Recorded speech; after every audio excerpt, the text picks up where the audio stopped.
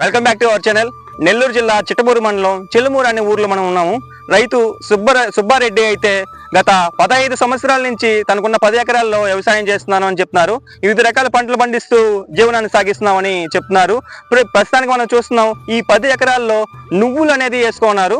ప్రస్తుతానికైతే పంటకైతే వచ్చేస్తున్నది. ఇంకొక 10 రోజుల్లో కానీ 20 రోజుల్లో కానీ కోతని కోస్తామని చెప్తున్నారు.